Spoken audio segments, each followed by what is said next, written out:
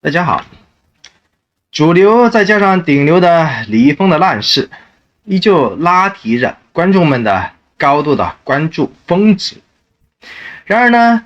动作丑星王宝强的一个动作，却意外的拐走了不少观众们已经疲惫不堪关于堕落干部的各种的热度讨论。要知道，这动作跟赵丽颖也是息息相关的，因为王宝强和赵丽颖共同拥有着整个中国内娱圈唯二排他的强烈的符号和专属的特性。先我最近一直提到的两个字，让赵丽颖的幸福到家燃点起了大火，也傲娇的收了官。可以说2023年这两个字也同样的具备着划时代的领导作用。王大弟弟王一博早早都意识到了这一点的话，注定也能早早的转型成王，稳健成长了。深度加温度，新闻最专注。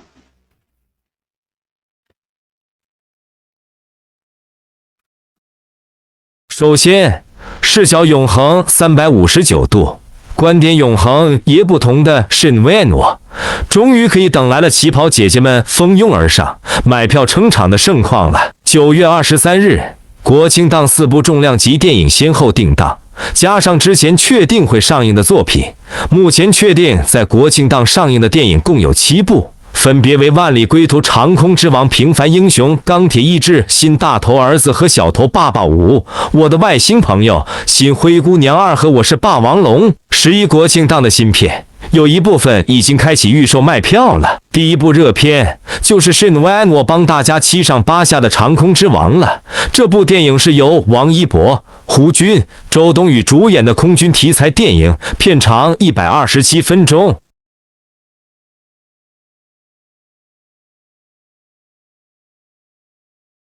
官宣定档9月30日上映，同时这也是王一博上映的第一部电影。正如申维安诺老师铁口的那样，这么多王一博的电影大乱战，第一张成绩单注定是夺目夺睛、功败垂成的重头戏，换上任何其他的片子都抵不过这部携裹着大国大杀器以及佩洛西风潮的大国崛起影视宣传。亿万的热血甚至能够把这部非巨头的大片渲染成红色的巨制，这就是王一博唯一的一搏了。至于此前不少完全不懂政治、不明真相的吃瓜群众以致推崇的无名、热烈等等的旗袍电影，只能让王一博的出师充满未知。所以回过头，一路以来，申维安诺关于王一博主演电影的首发铁口算是彻底锤实了。申维安诺的铁口能否镶钻，就要看王一博的成绩表现了。这部电影真的堪称10月的重中之重，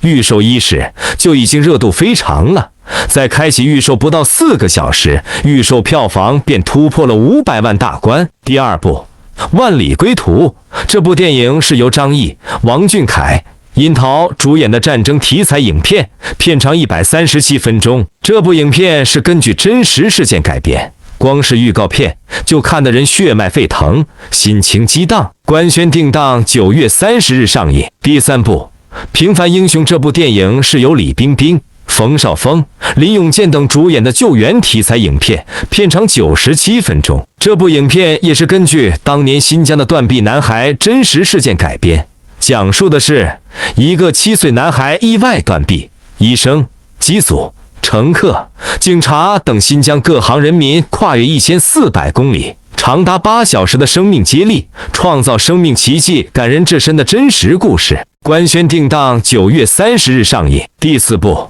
钢铁意志》，这部电影是由刘烨、韩雪、林永健等主演的历史题材影片，片长107分钟。这部电影讲述的是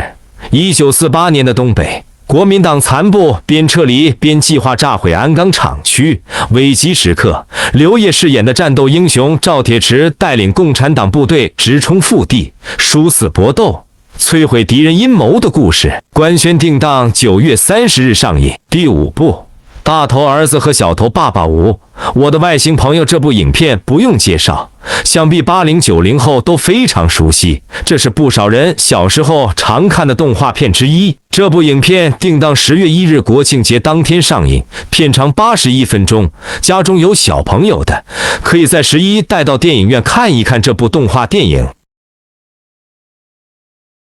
现在长空之王和万里归途都已经争相开启了预售通道，想看的小伙伴们可以开启抢票模式观首映了。希望大家在评论区踊跃留言，送上祝福。如果不懂祝福和祷告的话，是努安诺的第2频道，天天都在重复日日的功课和永恒的操练，因为我们在这个世界的生命是短暂的，空虚是正常的，也是经常的，因此吃瓜再多，不如祝福一句。可以说，抛开3部10月1日上映的动画电影不谈，最受关注的应该是9月30日上映的4部真人电影。目前，实际上7部影片都已经开启预售。从目前来看，无论是预售票房还是社交平台上的网友投票，这次激烈的国庆档票房大战，早在预售第1天就已经有了相对明确的结果。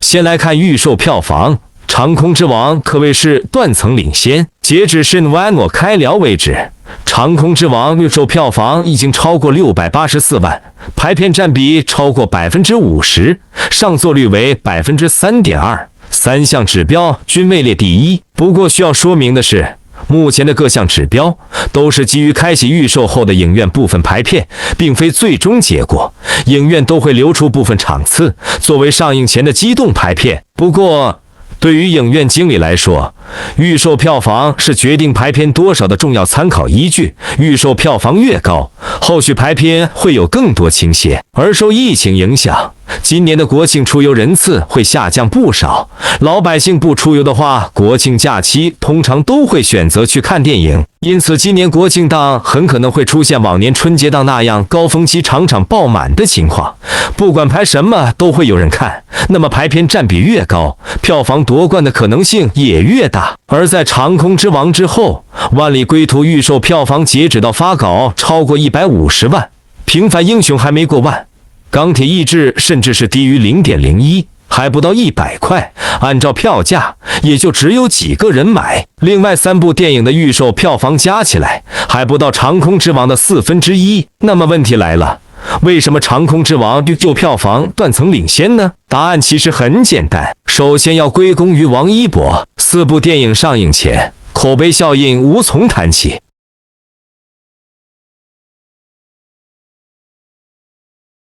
而国庆节前1周的临时定档，也将几部电影的宣传拉到同一水平。因为没有太多时间宣传了，这无异于靠一些基础卖点的短兵相接。那最重要的就是演员阵容。尽管平凡英雄群星闪耀，万里归途有张译加王俊凯，但无可否认，凭借陈情令走红的王一博才是这个国庆档所有演员中最厉害的顶流。仅王一博粉丝的鼎力支持，就足够长空之王预售票房领先了。而宣传方也抓住机会，将王一博作为电影主要卖点，所以王一博第1部上映的电影上了热搜。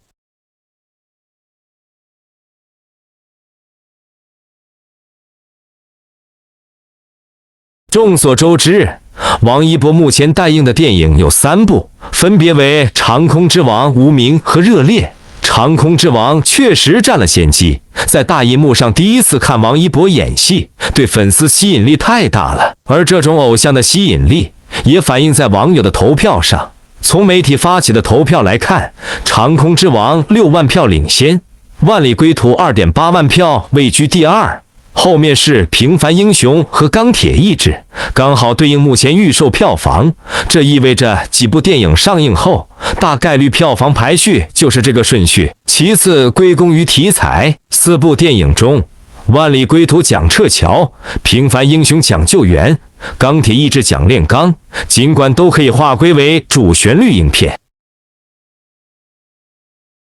不过长空之王算是军事题材，近几年军事题材大受欢迎，战狼2、红海行动、长津湖都是同类题材，这意味着长空之王会有劲爆的场面和血脉奋张的飞行镜头，以及军人为了成为合格试飞员展现出的钢铁意志，怎能不让人期待？第3点是受片长影响，目前4部电影中仅有钢铁意志出来了发行通知，结算票价为 A 类北上广深加辽宁省40元，B 类30元，这意味着北上广深4个1线城市票价不能低于40元。可以预测，其他3部影片的定价大概也是这样，但片长均已确定。长空之王127分钟，万里归途137分钟，平凡英雄97分钟，钢铁意志105分钟，其中平凡英雄最短，但受限于题材，不是特别受观众欢迎。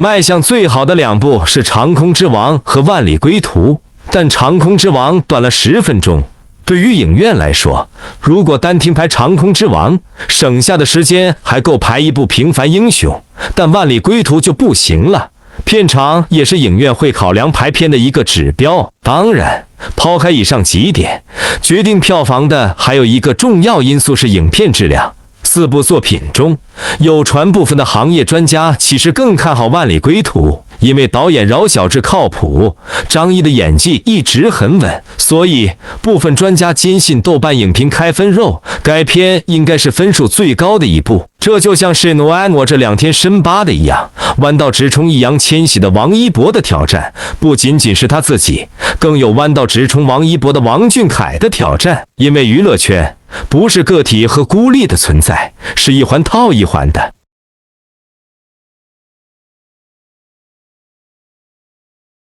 Shin Wan 我这番独家的心得，您认同不？有趣的是，平凡英雄是由博纳影业集团股份有限公司、天山电影制片厂、中国南方航空集团有限公司、阿里影业出品，陈国辉执导，李冰冰、冯绍峰、林永健、帕尔曼·帕热哈提、埃尔范·艾泽兹领衔主演，黄晓明友情出演，杜淳、古力娜扎、周依然、张一山、马天宇、黄奕等主演的电影。该片根据救助救治新疆和田断臂男孩的真实事迹改编，讲述了一个7岁的男孩因为意外断臂，在黄金8小时内横跨1400公里完成紧急救治的故事。该片于2022年9月30日上映。Shin Wan 一定要特别提醒一下您几个关键字，也就是博纳、张一山、李冰冰和冯绍峰，更多的欢迎您自行脑补。有意思的是，赵丽颖和冯绍峰自离婚以来的关注度就一直都非常高。不过，事业心很强的赵丽颖似乎并没有受到离婚的影响，很多粉丝都觉得颖宝生完孩子后重回了颜值巅峰，无论是身材还是脸蛋，都完美到无懈可击。只不过冯绍峰在离婚后似乎憔悴了不少，经常被记者拍到面露沧桑的照片。而近日，他和景甜由于新戏《灼灼风流》即将开机，也被拍到了同框的画面。很多网友看后都直呼，简直快要认不出冯绍峰了。虽然他只有43岁，但是与年纪差不多的黄晓明相比，两人看起来就像是2代人啊。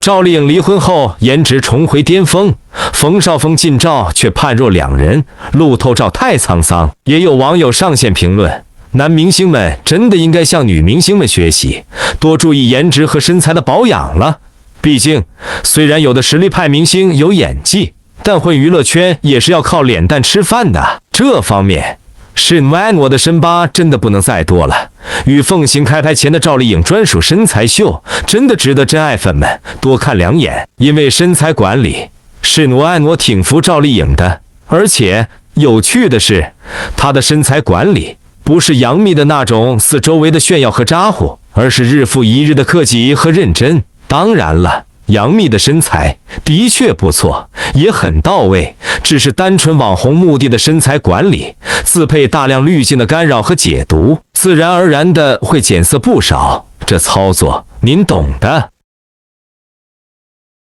这操作甚至有点像这届的剧组思路和剧组操作。这就是街舞第5季，看到现在您满意吗？视角或许就是视角永恒359度，观点永恒也不同的Shin Wano唯一想到的形容词了。这一季失去了精华所在，赛制的更改把这档带有竞技类的综艺变成了搞笑喜剧人。王一博的热度贡献率始终是这档节目的唯一看点，结果这次的表现空间也越来越少。除了队长大秀，后面的几期节目我们都没有再看到王一博的舞台，这让不少喜爱街舞的人、喜欢看王一博跳舞的人都着实失去了兴趣。作为一名舞者，在街舞的舞台上不能跳舞，没有舞台，特别是对于一个hip hop的舞者，这无疑是最大的败笔。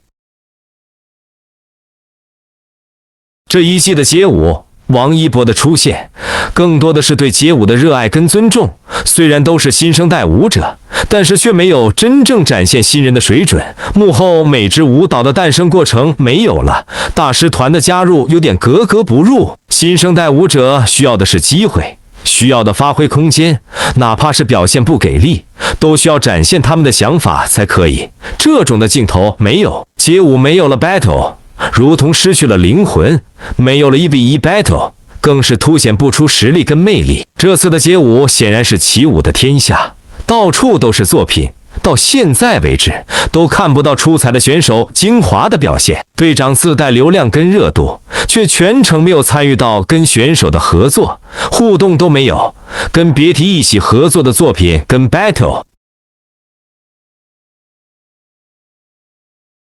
这档节目到现在热度不低，一个原因就是多年来积攒的人气，街舞观众对街舞的喜爱才会继续关注。如此表现让很多人都失去了关注的动力。再一个就是王一博，顶级流量的加成不是说说而已，看一下弹幕，看一下互动，看一下每次的热搜，王一博跟街舞密不可分。王一博的精彩点评也逐渐变少，我们如今看的最多的是表情包，看的是王一博的穿搭越来越花哨，如同上了秀场一般。其实街舞的可挖掘素材很多，剪辑明显不给力。在很多的后台花絮中，我们看到了不少王一博跟舞者交流的画面，给予了建议，还有选手编舞，各种想法跟设计的东西都没有在正片中呈现。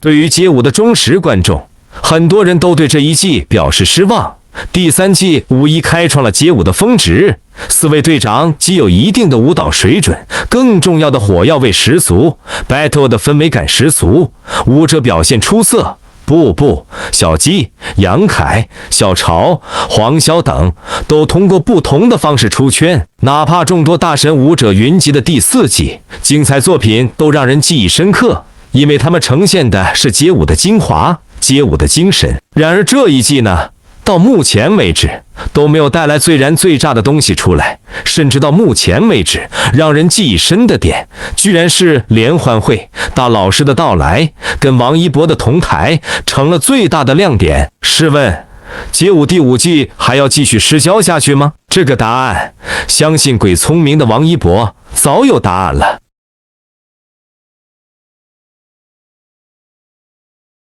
临危受命撑场面的王一博，怎么说，在Shin Wano的眼里已经尽心尽力了。更关键的是，如何利用好王一博的天然流量，这才是这届的考题。这就跟Shin Wano说到口水干的团队一模一样。因此国际大牌的视角跟这届的视角真的是完全不同，色彩的穿透力和表达力明显高出的不是一星半点。现在王一博代言蒙可赖的消息，大家应该都已经知道了。这个国际顶尖品牌终于在他的70周年之际迎来了首位全球品牌代言人。该品牌在时尚权威网站 Lace 中排名全球第6，是真正的国际高奢大牌。王一博与蒙可赖的合作，同样也是一场双向奔赴。蒙可赖给到了王一博史无前例的最高抬头，全球品牌代言人，也就意味着在全球范围内购买该品牌的产品都算作王一博销量，这是对王一博海外粉丝购买力的一种认可，没让品牌方失望。官宣之后，品牌官博的评论区底下有多他国的晒单，社交平台前段时间显示的 IP 地址，现在是实打实的告诉所有人，王一博的粉丝遍布全球。同样的，王一博也给到了蒙可赖绝对的尊重，他将代言的信息发在了自己的 ins 上距离，而上一次王一博发 ins 的时间也已经是3年前了。原本还沉浸在喜悦中的粉丝被自家爱豆这突如其来的海外营业惊到了，不少可以登录的粉丝们纷纷前去围观留言点赞，而在这些点赞者之中，有2个是王一博的乙官。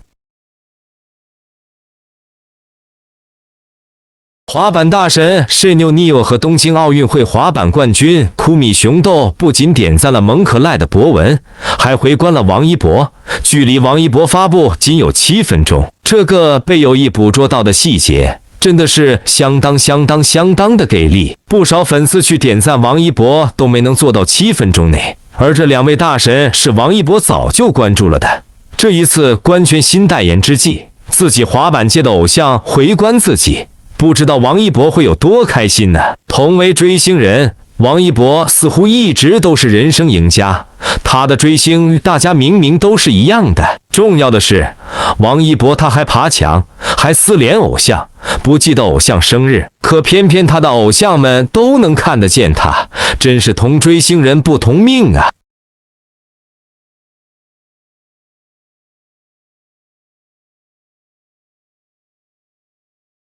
王一博玩个滑板，自己很喜欢，于是因此关注了滑板大神。就在自己官宣个代言的契机，偶像们回关了，王一博跳个街舞，遇到了偶像布布，于是就开启了双向奔赴。布布再也没有加入任何一个战队之中，即使到了最新一季，不用 battle 了，还要被王一博喊着比拼。王一博骑个赛车，就粉丝知道的都换了2任偶像了。自己生日之际，还能得到偶像罗西的亲笔签名头盔，自己却时不时将罗西的年龄报大。虽然同为追星人，王一博自己追星真是太容易了，本身自己就自由优秀，偶像才能看到自己。不论是哪个领域，王一博但凡感兴趣，有自己偶像了，那一定会被看到。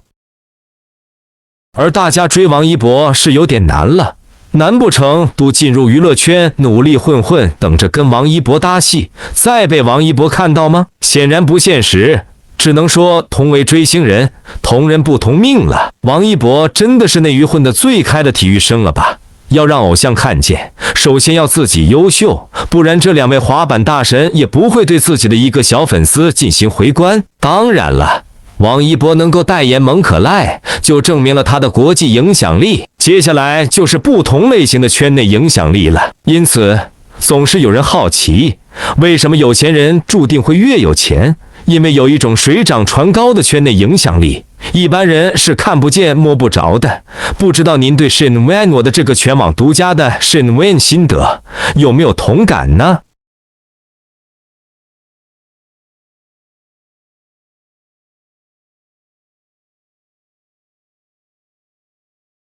当然了，娱乐圈中混，有一点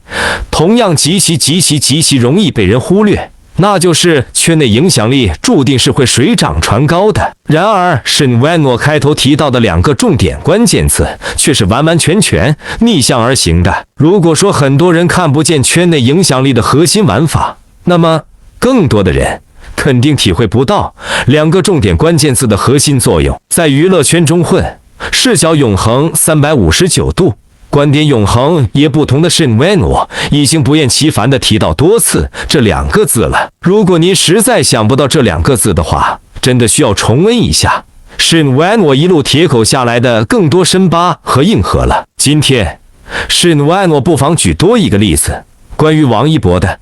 或许您就幡然醒悟了，甚至还会感叹一把王宝强和赵丽颖的天生好命了。在刚刚盛大收官不久的《冰与火》当中，您还有印象的话，一定记得王一博饰演的陈宇曾经假扮过环卫工人。陈宇假扮的环卫工人，严格意义上只有帽子和马甲符合其当时的身份，口罩、毛巾、手套全都没有。至于黑衣服、黑裤子，实在不确定是否有这样的环卫工作服，起码真实生活当中，很多人是没有见过的。众所周知，黑色是吸光色，该颜色的衣服不适合长期在户外工作的人，无形中增加了中暑的可能性。根据冰与火的剧情设定，口罩、毛巾和手套也不单单是环卫工人的标配，而且有利于陈宇的乔装侦查。实话实说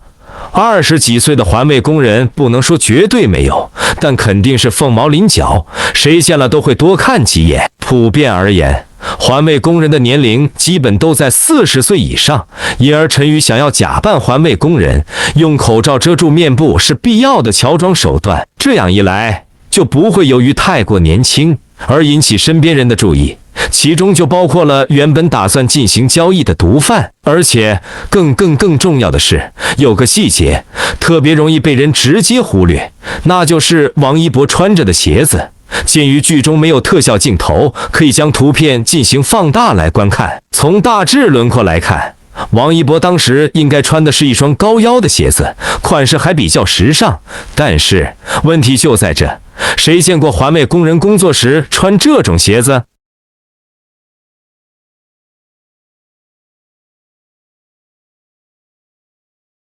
一言以蔽之的话，时尚宠儿王一博一直在时尚界高歌猛进，这些细节完全怪不了他，他也肯定没有仔细观察过生活当中环卫工人的生活起居，点点滴滴。然而呢，他的团队可以，他的现场剧务可以，这就是Shin Wen我提到的水涨船高是好事，然而下沉细节也很重要。当然了，视角永恒359度，观点永恒也不同的Shin Wen我必须提醒一下，下沉细节不是2个字，是4个字。所以任凭冰与火的题材如何正能量，如何大局观，也掩盖不了海量存在的需要客观立住的生活点滴和人间事实。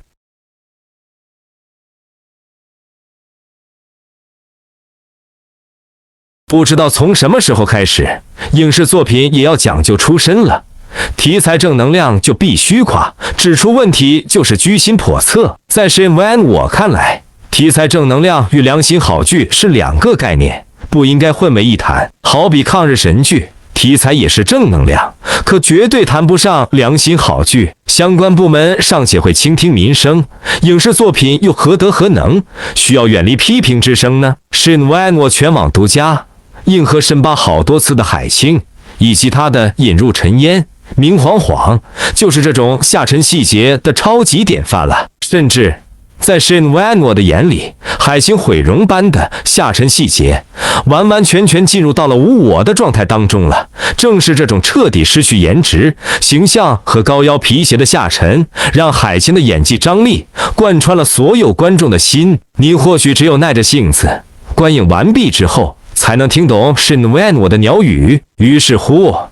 ，2022年的9月22日，有媒体在社交平台上晒出王宝强下地割稻谷的视频，并配文夸赞其是最接地气的明星。动态一发出，迅速就引起了网友们的海量关注与大量热议。老实说，Shin Wen我的心里面也直呼至于吗？至于吗？至于吗？重要的心情说3遍。视频中，王宝强身穿橙色 polo 衫，下搭灰色休闲裤，脚踩雨靴，脖子上搭着一条毛巾，打扮得很是朴素。已经40岁的王宝强皮肤黝黑，皱纹深邃，尤其是他眼角的皱纹十分明显。不过他此次出镜状态却很是不错，气色红润，说起话来中气十足。王宝强表示，一到田野地里就会回想到自己的家乡，因为他小时候就是干农活长大的，可以说土壤养育了他。回想到过往时，王宝强脸上洋溢着灿烂的笑容，想必那是他一生都难以忘怀的日子。紧接着，王宝强戴着手套，拿着镰刀开始下地割稻谷。只见他手起刀落，动作很是娴熟，即使是踩在泥土里也并不嫌脏，反倒是越干越起劲。王宝强一边干活一边和身旁的大叔聊着天。他透露小时候天没亮就起身去田里干活，等父母到地里的时候，自己已经快把活干完了。王宝强还打趣道称自己是地地道道的农民，可不是装农民。他在说这番话时，脸上的笑容一直都没有消失过，仅从画面中就能感受到他的开心。随后，王宝强又开始犁地并播种。值得注意的是，在他犁地时，画面中出现了一个女生的身影，从侧脸看，似乎正是王宝强的女友冯清。网友们看见动态后纷纷留言夸赞王宝强接地气，是真的会干农活。也有人表示王宝强没有忘记初心，但也有网友调侃他，直言富了，农民割稻子戴手套。众所周知，王宝强并非是科班出身，他因为受到李连杰的影响前去少林寺学武功，后来又遇到贵人冯小刚，才渐渐在娱乐圈有了一席之地。可以说，他从草根艺人成为现在的一线演员，中间所经历的酸甜苦辣是大家都体会不到了。